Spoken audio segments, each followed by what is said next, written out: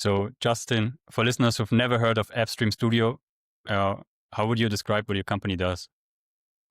Yeah, it's an awesome question. I think simply we think of ourselves as a digital product partner, really helping companies and really specifically private equity backed companies innovate, right? So we have several service lines from advisory to design to development to integration, implementation, and even maintenance thereafter. And we really bring our years of product development and product innovation experience. We form scrum teams or innovation teams and become an extension of our clients software development team or product development team, depending on what we're working on. And we've got experience in both ideating and thinking of innovative new ways to bring products to market on behalf of our customers, as well as building, designing, greenfield projects, or even maintaining legacy applications. But ultimately, allowing our clients to have kind of that operational leverage and that top tier go-to product development team in their arsenal. hmm So, it's really specific for the company. You'll create a solution for them, depending on their needs. Uh, yeah. It could be a specific solution, or it could be they already have a web application, mobile applications, APIs in place. Or what we're doing a lot of as recently is a ton of generative AI work and development, how we can introduce generative AI LLMs into key, mostly I'd say B2B workflows and really operationalize and leverage and take advantage of those efficiency gains that generative AI can bring across several sectors and verticals, right? We do a lot of work in regulated industries, hmm such as healthcare, financial services, some government work, and the built world, what we refer to as the built world, which kind of encompasses like construction, field service, and the like. Hmm. What inspired you to start AppStream?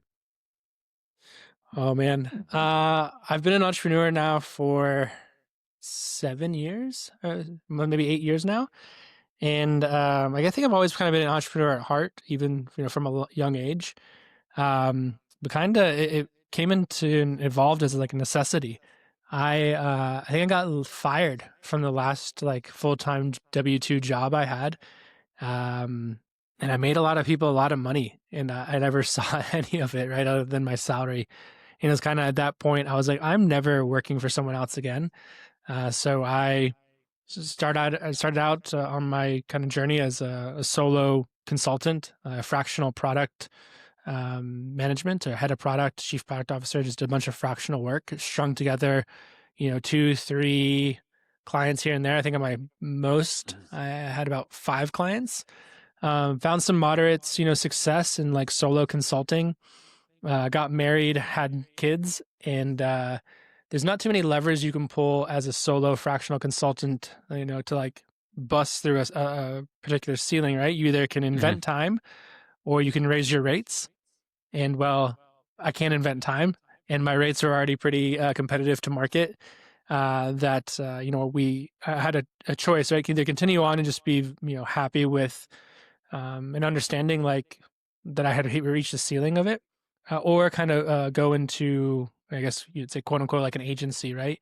And so I took that path and have grown it from just myself to now there's about 14 of us. So we're still on the smaller end, pretty boutique, but we continue to grow, and I think we've doubled from team size and revenue from last year, and we see a path forward to even tripling into 2026. So just continue to be surgical in our growth and do it profitably. We're 100% bootstrapped. I've never taken on any debt or like any outside capital. So just being very cautious about how we reinvest back into the company and how we grow. hmm Fascinating. How was the shift for you actually? Because when I did my research on you, you had quite some big jobs, also like at EA Games and quite famous companies, and then making this shift to an entrepreneur and also like with different businesses. Yeah, it's entrepreneurship is I talk about this a lot. I talk about like some friends and family. Entrepreneurship is full of peaks and valleys, right? Like the highs are high and then the lows are really low. And sometimes you reach, I think, what's called the valley of despair of being an entrepreneur, where you're just, chugging along, chugging along, chugging along, and it feels like you're not getting anywhere. And then just one day, you break through that valley of despair, and you summit the mountaintop. And we've closed deals, small deals. I've closed monster 7-figure deals, and I used to get like big adrenaline rushes and like feel really good and really proud of myself. But after a couple of those and like the peaks and valleys of entrepreneurship, it's kind of like you close a deal and then it's like, okay, what's next? Right. But I'm trying to be better about celebrating the small wins. I'm trying to be Hmm. better about staying even keel in that entrepreneurship journey because it is full of highs and it is full of lows. And myself as a leader now, leading 14 plus people, um, you can't let that emotion affect your judgment of your day to day. Hmm. So I guess long-winded way of saying it's not not for the faint of heart. It's not easy. I don't mind risk. Like I'm Hmm. like have a pretty strong risk appetite. But that's the definition of an entrepreneur, right? It's what are you willing to tolerate and what kind of risks are you willing to take to find success. And success can be variable. It's for each and every person that's different. But yeah, I think there's a famous quote I love. Kind of summarizes like a little bit of my entrepreneurial journey. Opportunity shows up every day, but it's dressed in overalls and it looks like work, right? And I think that's what stops most people from reaching their full potential of entrepreneurship. Hmm. It's a great saying. But also, like, I think like AppStream is not your only company. You also have aiventic and other ventures you're involved. Yeah, yeah. So I'm probably for my own worst enemy. I'm also a bit ADHD, so I do have interests kind of even outside of just AppStream. Uh, but again, entrepreneur at heart. From solo practicing consulting to the agency to commercial real estate investments. I kind of formed a small boutique personal holding company that I invest out of. And some of those investments are like actually all those investments are non-tech related. So I, invested in and own mobile home parks, RV parks, apartment buildings, car washes, coin laundry, some land we're developing, and a construction company that I sit on the board of and am an investor in.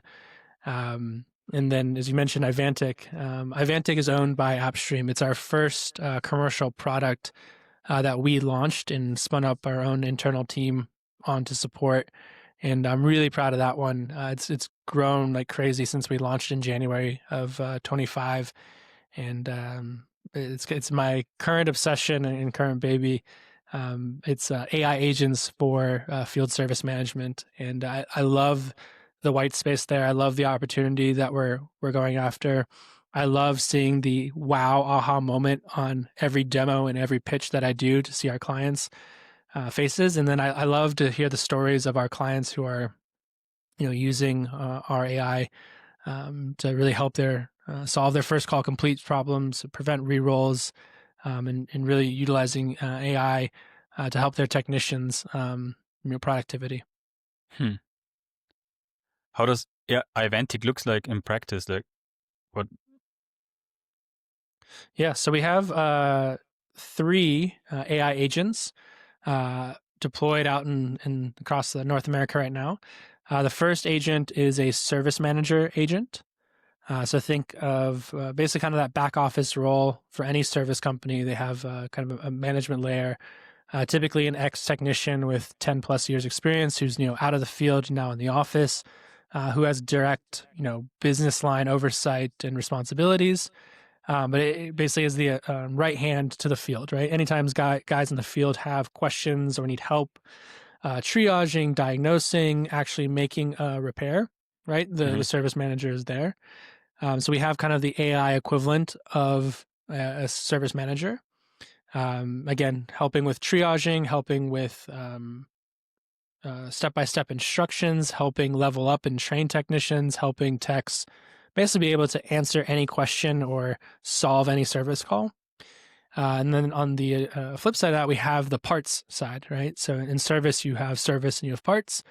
We have the equivalent for a parts manager. So parts manager agent that can look up part numbers, can look up substitute part numbers, can look at what parts can go and be installed on what equipment or what models, can understand the serial ranges and serial breaks across equipment and manufacturing dates. Can look at part substitutes, can break down parts into their components and parts that make it up, can make part recommendations to have on the service truck before it actually rolls to a homeowner, and it can obviously manage inventory and search and find the best pricing for parts if you need to order parts from distributors. So one of the most impressive things I think we built over there is our parts manager agent can go out to your, in North America, there's 3 big distributors for parts.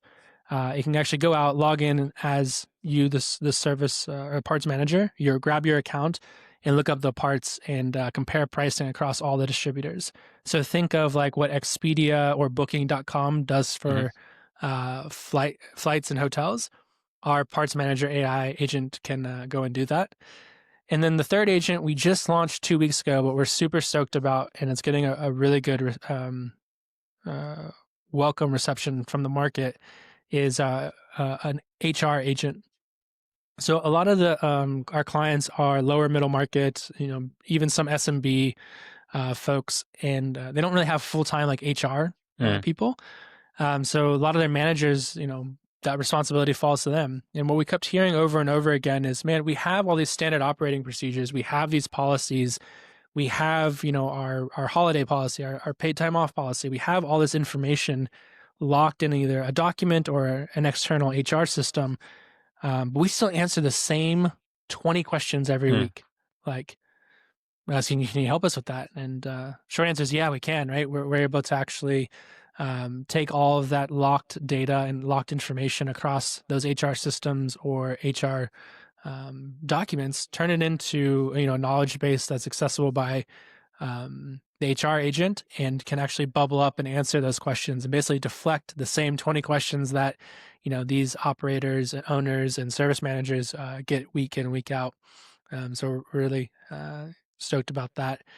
And I'd say that's like the practicality of what our agents are currently up to.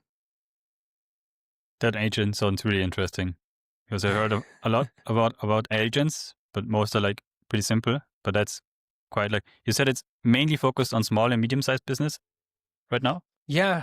But we are moving up market. So this quarter and into 26, we are looking to move up market beyond just servicers. This year, we've been really focused on service companies and the technician experience, mainly because technicians are the profit center for a service company, right? So it's how service companies make revenue and ultimately net profit. So staying focused on their productivity and leveling them up is our priority, right? Our mission here is to solve any service calls, and technicians are the one who runs service calls, right? But we are moving up market. We just signed our first dealership deal. So we should be deploying aiventic across several dealerships in the commercial equipment space. And we just implemented our second distributor. And we continue to make waves and have a healthy pipeline of manufacturer and enterprise deals as well. So we can kind of continue to ramp across the value chain of service, right? Because it's all tiered, right? You have manufacturers, you have distributors, dealerships, and service, companies at the end, right? And then at the end of that is the actual, retailer, or, us as a homeowner or building owner or equipment owner, right? Where we place the equipment there. So, yeah. How good is the acceptance? What do you mean by acceptance? Like, for my last company, when we worked with technicians, I felt like we had a harder time that the technicians accept our software and get used to it with the tools, because it sounds a bit... So it's a really good question. So I think change management is hard for any new technology, right? especially in an industry that's maybe not the most like forward thinking Mm. or not the most tech advanced or tech forward. I mean, technicians today don't even like to answer their email, right? They don't Mm. even want to log into yet another app or use another app. So change management is always hard. But what we're finding and what I learned, so like even during our alpha program, I went to service companies. I did ride-alongs. Like I would stay at a service company that was testing us out for a week, and I would actually go make service calls. I'd sit in the van. I would run, triaging on the AI. I'd talk to the technician. I'd go into the field. I'd use it. I'd go in the office and do a rotation from parts warehouse to sitting with the service manager to being on the phone with a CSR and just using our AI. And honestly, I just wanted the understanding of the experience and what the workflows looked like before we, continue to invest into the product. So I learned a couple things. One, techs aren't typical like stereotype. Techs don't love technology. They don't like to email. They don't even like to log in or check the service portals. What I realized is every technician knows how to send a text message. So our user interface and everything almost looks like an iMessage or like a Android chat or like a WeChat or WhatsApp, right? And that was on purpose because it's like if we make it look simple and feel simple and look like a text message, we can actually get adoption because it's not scary, right? It's not completely foreign to the folks who are using it. Second thing I learned, and I think this is true with any AI, right, is trust. Like, do we actually trust Mhm. the answer or the output that an AI is giving us? You see a lot of hallucinations with the off-the-shelf models and the off-the-shelf solutions. So that's kind of like key insight number two. So a lot of what we do and how we coded Ivantic is we about 90+% of every answer that our AI gives, we provide citations. So that every answer has the citation of how the AI came up with the answer and actually bookmarks, earmarks it next to every answer to again build that trust and build that relationship that hey, it's not hallucinating, it's not making things up. Here's a citation of how it came up with the answer, and here's where it is. And then we also offer inside those sources the ability to see the source document or see the training data of how the AI came up with the answer. Again, to build that trust, prevent those hallucinations, and keep humans in the loop. Right? I think that's the buzzword. So two key insights: one, make it user friendly to meet them where they are. In this case, text messaging, and then two, always offer sources of information of how the AI and how the technology is coming up with the answer. Great answer. I also love the strategic you had with having it like a chat.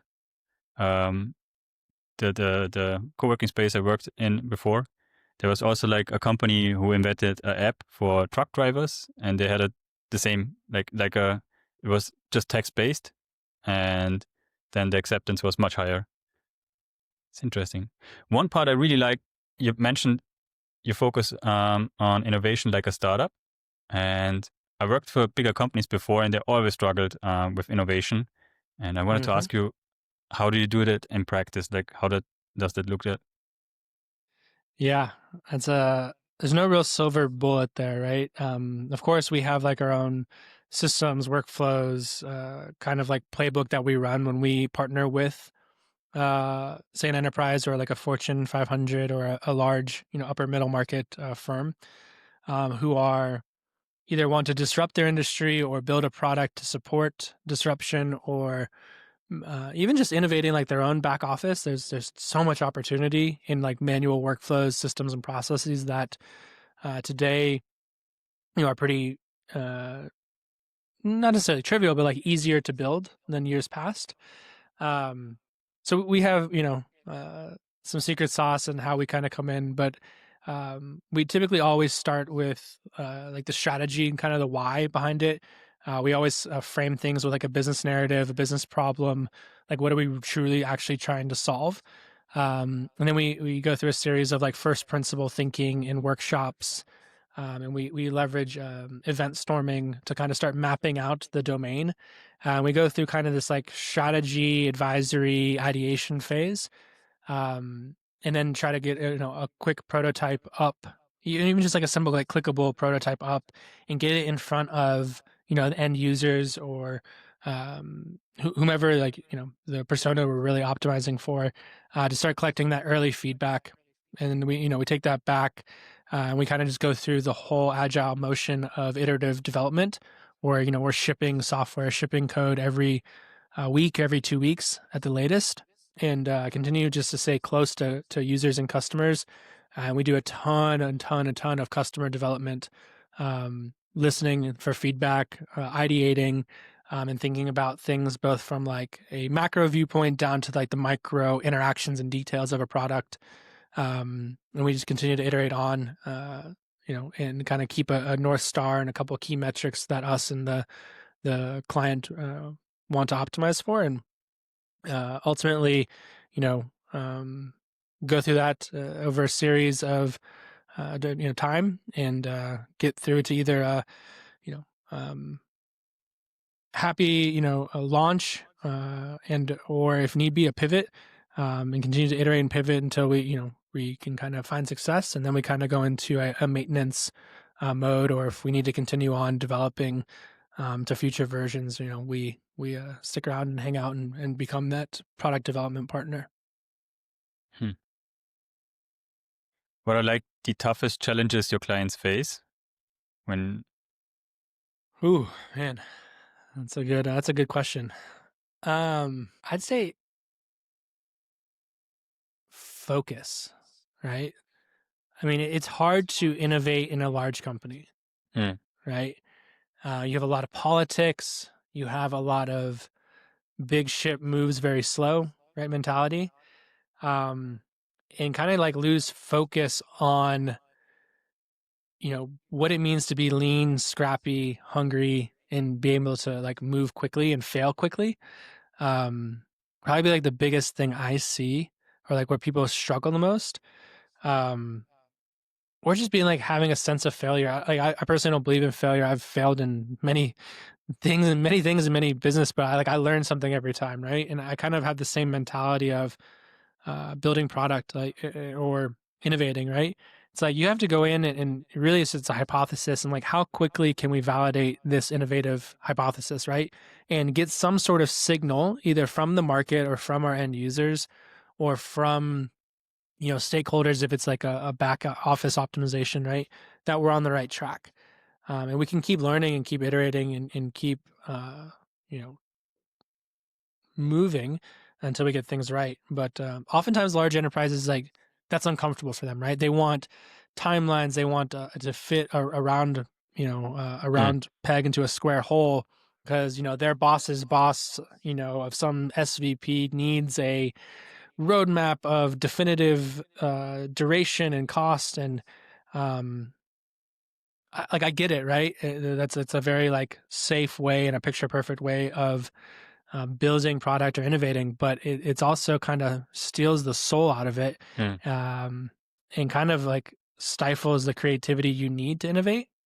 So I always advise like larger clients that, hey, like let's do this as fast. Let's fail as fast as we can with like a predetermined kind of budget that we're comfortable with just like losing, like because you're not always going to strike gold, right? You're not always going to have the next world changing, software product. Um, so, oftentimes like where we come in is because we are outside the organization. We can be that small kind of like incubator, startup team inside of a larger org, working with maybe with SMEs or working cross-functionally. But it's really hard to, I think your point, having that like innovation inside where, Hmm. you ask the question like, why are we doing it this way? It's like, well, we've always done it this way. Okay, well, someone from the outside can come in and like a fresh pair of eyes and a fresh, mindset, a fresh, first principles thought on a workflow or something, right? And completely change it. So, I guess like, yeah, focus and like getting out of your own way and just being comfortable in the uncomfortable, that, you know, we might invest in it and it might not work, but we're going to try to get there as quickly as possible to like validate some assumptions and hypothesis and learn and collect signal along the way. So Hmm. Yeah, I can see that point. I had it like I worked for a startup once, and in the beginning we took loads of risks, but after a while you have to present a business case, and then you're wary: do I want to present this risk? And if something happens, I have to defend it and say why it happened. So you would suggest to just take the risk sometimes and just try it out and see if it fits or not. yeah, I mean, get out of your own way, right? Yeah. Like you can't just you're not gonna, I think more like baseball, right? The best hitters in the world bat, 375, 400, meaning, 6 out of 10 times they strike out. Yeah. And I kind of approach and think about innovation and building product in the same way, right? Um, you might strike out, but hopefully, you learn something. It's a very calculated bet, right? Or you're not betting the farm, right? They're not betting their entire balance sheet on this one idea or concept, but spreading it out across many small bets, Mhm. right? I think is the way to go. Yeah, but then makes so much sense working with you guys to say, okay, that's somebody we want to work with and they have experience with that. We're gonna limit our risk, but still we're gonna try something new. Do you have like a story or a project you're really proud of? You had with AppStream or aiventic? Goodness. So I'm really proud of. Yeah, I'm really proud of a lot of things we've done. Um, I'm trying to think like how I can speak on it. Because again, I mentioned we're in a lot of regulated industries, so I want to be careful without giving a lot away. Um, Trying to think which one I want to go with. I'm really proud of one we did where it was for an enterprise health system. Their operating room and surgeries. I'll say the business narrative, like problem narrative, was equipment would grow legs and go missing. Everything from like a scalpel to you know uh, bags of saline or solution or just surgical equipment that goes into the OR sterile, and when it comes out, it's like gone, right? And the worst case of that is it accidentally gets left inside somebody, right? So like maybe you drop a pair of scissors, don't realize it, or you drop something inside of a patient, you sew them back up, and 2 weeks later they have sepsis and a huge problem because there's a piece of surgical equipment like left in them, right? Like that's the worst case scenario. Um, what I'm really proud of is we worked on a web application that connected hardware and IoT, basically kind of like tagging all surgical equipment with like an IoT device that could be relayed into scanners, right? So think of like almost like a grocery scanner, so that you could put your surgical trays when they came out of the OR, actually scan all the equipment and to make sure that nothing was left behind, nothing grew legs and walked out, nothing was stolen, nothing was left inside of a patient, nothing was there, and then we're able to like capture all that data back into like a real time web application and mobile app. I think that one was pretty cool just because of like the seriousness, serious nature of it, and like the actual impact on surgeons and surgery, right, as a whole. Like, God forbid, and hopefully very rarely that ever happens, but Hmm. it's non-zero, right? So being able to contribute to that was pretty awesome. That sounds really fascinating. Is but how is it working? Like when I started, I looked at different niches and I looked at finance and health, like medtech, and I decided to not Mhm. work with these areas because they're, like you said, highly regulated and you have to really step up your game to work with these niches. Yeah, it's I think it's kind of an advantage to us, right? It's not the easiest thing to do. I'm based in Nashville, Tennessee. We are the healthcare Hmm. IT capital of the world. So it's really just like my network and also my experience. I had a ton of healthcare technology experience, my prior, non-entrepreneurial life. I'm a son of a doctor, right? I'm the first, I think, male in my family that's not a doctor. So I don't know. Healthcare has always like been a interest of mine, and I've always been in it since I was born. Um, So yeah, we don't shy away from regulated industries. We're actually, we are HIPAA certified, ISO 27001 certified, in observation period right now for our SOC 2 Type 2 compliance. Um, that might sound crazy for like a size company we are, but we punch way above our weight class, and we are world class in what we do, and we're not scared of the seriousness of a regulated industry as well as like the security and compliance piece. Um, we love the challenge, and we love to innovate in those traditionally laggard, industries that still aren't really caught up to maybe some of their peers, Mm. um, in terms of like tech and product development or innovation. So that's what like gets us excited, right? We can add a ton of value there, um, and so yeah. Hmm. Interesting. Also, I saw that you also contributing to open source projects, and you actually also won an award. So why is open source so important to you? And I'm glad you asked that. It's a core tenet of my co-founder and I, Lucas. Um, we didn't want to be just like another consultancy. We didn't want to be just another software development shop or agency. We want to be unique, and we want to be different. And look, both of us have like made our careers in building software, and we use open source software, right? So we use it's kind of like our nod to our you know upbringing of our careers, as well as we want to give back, right? Not everything about business and in life is about monetary selfishness, or about how much money we can make for our shareholders, right? At some point you just want to give back, and like the golden rule, if you do good things will happen to us. So when we can and where we can, yeah, I think we have 7 open source projects available. Feel free to check them out on our GitHub. And we encourage like everyone we hire, we encourage to contribute back, either through pull requests, through creating our own, or just being an active member of the development community as a whole. Just to kind of give back as like an ode, and kind of like a tip of the cap and respect to the industry, and kind of um, what allows most of us to have an awesome life and lifestyle to provide and protect for our families, and ultimately deliver value for our clients and their patients or their users or their members, or their stakeholders, right?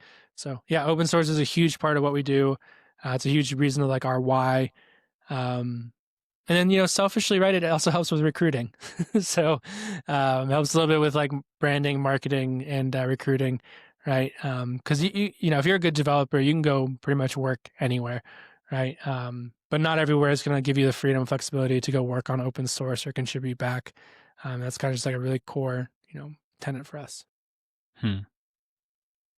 that's fascinating. I really appreciate it. Like I always love to use open source software if it is available, and I'm really trying to switch into open source more and more.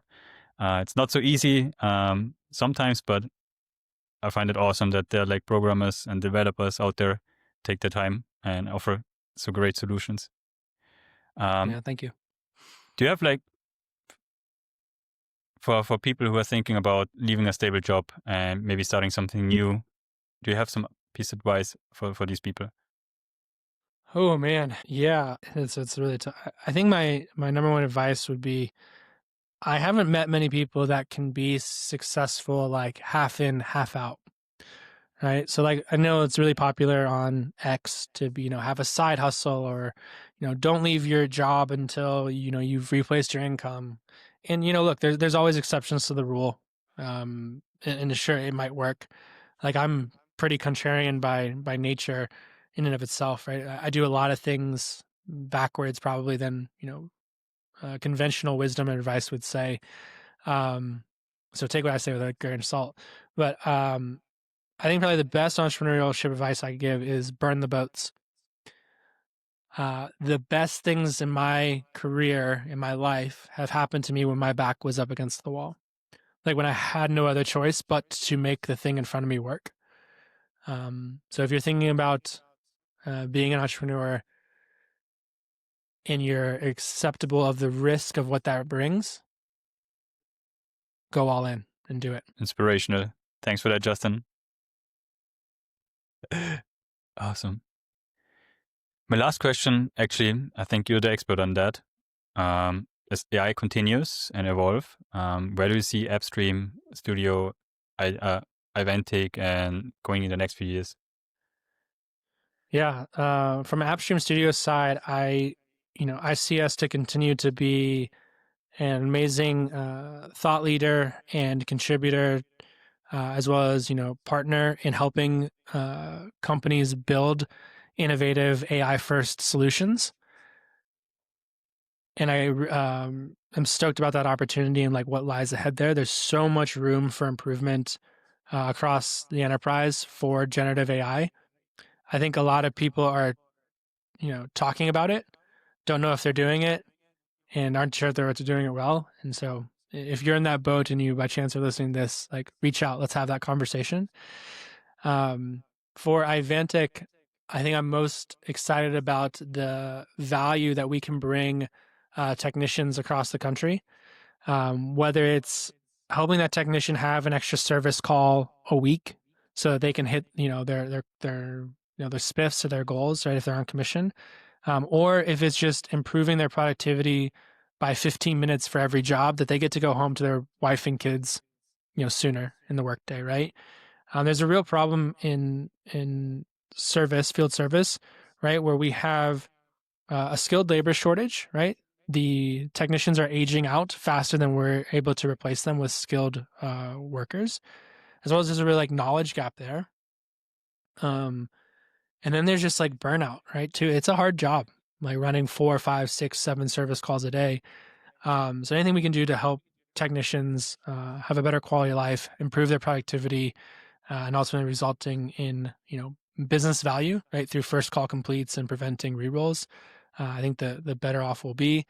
I'm really excited about the enterprise adopting AI agents in field service. Just last week I had a great conversation with an enterprise manufacturer. Like they're just thinking about it, right? And it's probably not a 2026 thing; it's probably a 2027 thing. But I'm really excited to be able to ride the wave and the momentum of where we are and what we've built.